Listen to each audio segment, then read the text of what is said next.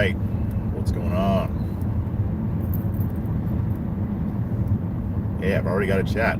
CP time. Well, it's not CP time because I didn't set a specific time for this particular live stream. This one is more impromptu. So I'm going to let some folks get in here.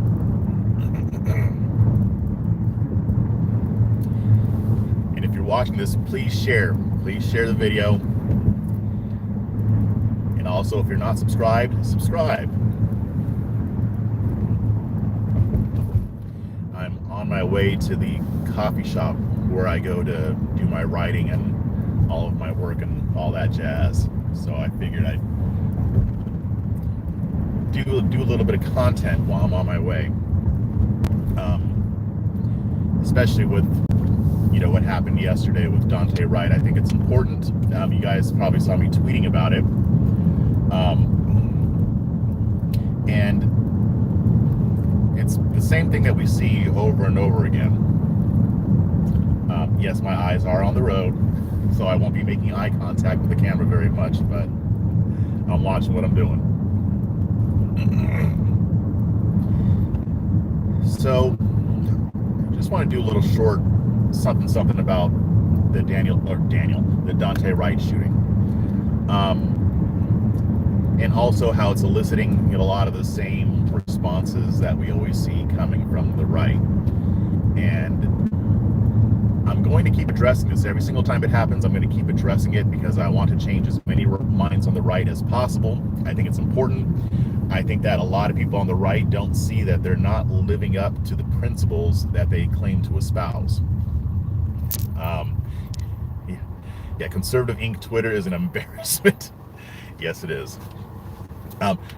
Now, before I even get into it, I'm just going to acknowledge at the beginning, I understand that most conservatives are not responding in the way that I'm going to complain about right now.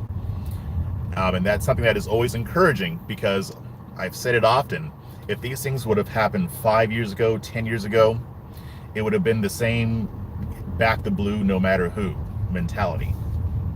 And I'm slowly seeing the conservative movement coming out of that, which is good. Still a lot of work to be done. Still a long way to go, but the signs are encouraging. So the Daunte Wright shooting. I'm not going to go over the whole story because I'm sure most of you already know what happened. I'll just give a little thumbnail of it. They pulled him over. This is in Minnesota. Not sure exactly which city, but they pulled him over because his tags were expired. So normally that's just a routine traffic stop. Maybe you give him a ticket, maybe you give him a warning or whatever, depends on, the laws in your state. But when after pulling him over, they realized that he had a warrant. Now, it's not 100% clear what this warrant was for. I'm pretty sure I read that he may have gotten busted a while ago for having a firearm when he's not supposed to, but I'm not 100% sure about that. But I do want to say that I do know that it was a misdemeanor. We just don't know what that misdemeanor was. The media isn't really reporting it, or maybe they just don't know what the misdemeanor warrant was yet. But I'm already seeing some people, not a lot, spread some misinformation about it, so I just want to get ahead of it. As of right now, what he did was a misdemeanor. We're not talking about a felony. We're not talking about a violent crime. Now, if other information comes out to that effect, then I'll change what I said. But don't let them tell you that it was a violent crime because nobody really knows that yet. And the fact that it was a misdemeanor means that it probably wasn't. It wasn't something that was a huge deal. So they realized that he had a warrant and they were placing him under arrest. He started resisting. He tried to get back in the car. And there are about 3 or 4 officers involved in this. And Officer Potter, I can't remember her first name off the top of my head. I think it was either Kimberly or Catherine, something like that, something with a K. Last name Potter. She pulled out her gun and she kept saying, taser, taser, taser, and she ended up shooting him, and he tries to drive away, but he ends up dying. And the police department says that it was an accident, that she meant to pull her taser, but she pulled her gun instead, not realizing what she was doing. Now, when I first heard about this and I watched the video the first time, I didn't buy the taser excuse. When I was watching it, my audio wasn't that great, so I didn't hear everything that she was saying. And at first I thought it was a male police officer and that the woman's voice was coming from a different officer. But it turns out that it was her, and she was saying taser, taser, taser. So at this point, based on what we know right now, I'm leaning towards it more being an accident. I don't think it's very likely that she went into this wanting to kill Wright. And here's the reason about pulling a taser. I would have to assume that she went into that thinking, I'm going to shoot this guy and pretend like I was trying to pull my taser, so I'm going to yell taser, taser, taser over and over again for the camera. That way I can kill this person and get away with it. That's too much of a stretch for me.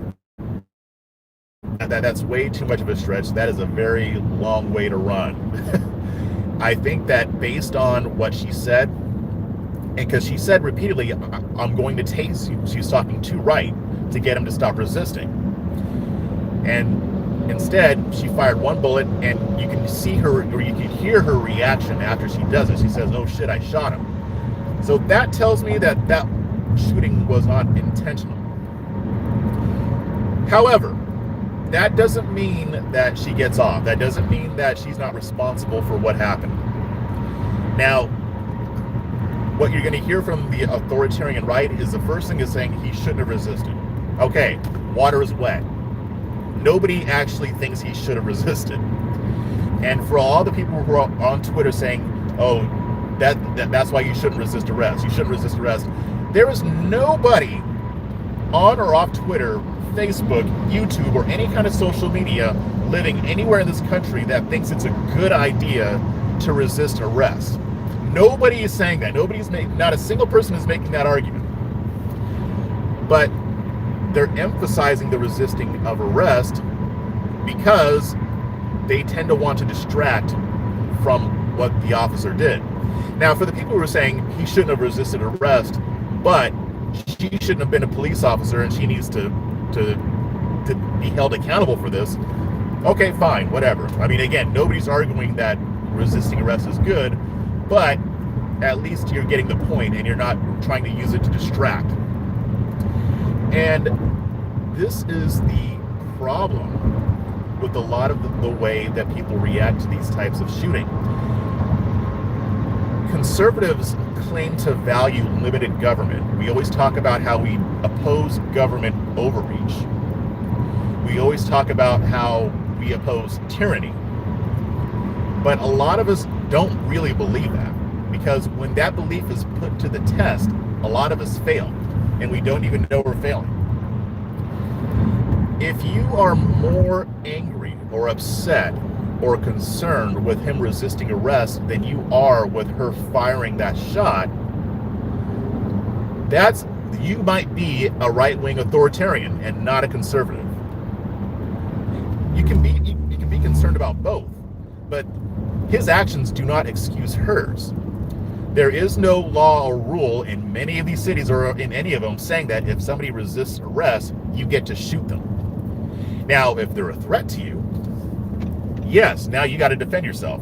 I'm never going to argue that officers shouldn't be able to defend themselves or defend other people when it's necessary. That is when it's appropriate to use your weapon.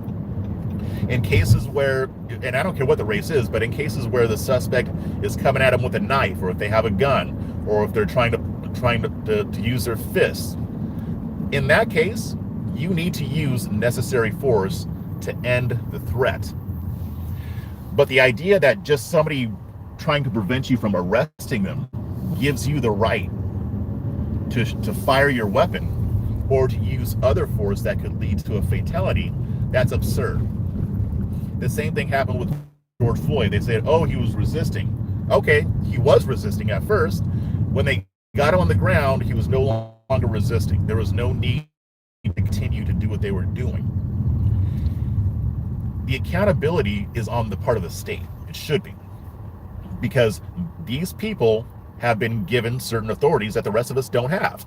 I was watching Amazing Lucas last night, and he was talking about this, and he was talking about Brandon Tatum's video, and you know, Brandon Tatum always defends the police. Like, I don't know what a police officer would have to do for him to actually criticize it. Maybe if they killed a white person, then he'd criticize the police. I don't know.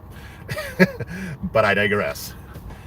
But Tatum was basically saying he did criticize the officer, so I'll give him that. He said that she shouldn't have been on the force. That's not the type of mistake that she should have been making. But then he said that nothing should happen to her. She shouldn't be punished. She shouldn't be held accountable because it was an accident. Now imagine if someone like you or I killed somebody on accident. Would he be making that argument? No, nobody would. That's why the term manslaughter exists. It's when you kill somebody without intending to. You still get held accountable for that. You still go to jail for that. It's not the same thing as a murder sentence, and it shouldn't be. But they don't just say, oh, well, it was an accident, so just, you know, go on about your life, and, you know, who cares about what the family thinks. But at the same time, she was a police officer, so he and many others are going to defend her no matter what. My issue is this. In the conservative movement, we have a lot of leaders. We have media figures. We have politicians. We have influencers. We've got social media influencers. We've got people on our media, bloggers, people like myself. And whether it's fair or not, they do represent us to people who are outside of the conservative movement. And I ask this question over and over and over again, and I'm going to keep asking it whenever I see it. I mean, if you were watching me on Twitter last night, I was talking about Christian Walker because he did the whole, he shouldn't have resisted. Had nothing really bad to say about the cop, but he said he shouldn't have resisted. He was emphasizing that part. And so I asked, do you want somebody like him to represent you? Because you know these are the people that drive other people away. Not just black people, by the way. I said in another video, the fact that the conservative movement's messaging about the black community is so bad, that doesn't just drive black people away. White people don't want to be a part of that either. And even people within the movement, they don't like that part of it. They just happen to align with the beliefs. But we can't expect to become a bigger tent if we are driving people away. And when it comes to issues like these, people can easily see the hypocrisy. And to me, people who have a knee-jerk reaction to defend the cops are not practicing the conservative principles that they claim they hold. I've said it before and I'll say it again. There is nothing conservative about blindly trusting government officials who have been granted the authority to violate our rights when they deem it necessary. There's nothing conservative about that. Somehow along the way, we got into this mode where the police have to always be right, especially when it's politically expedient. And it's hurting us. It's hurting society. This doesn't mean that the left is great. I mean, because they exploit this.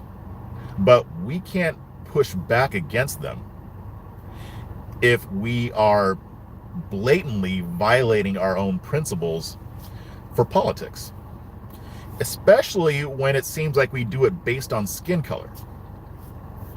And I'm not saying that everybody defending the officer is only doing so because the victim was black, but there is a lot of that.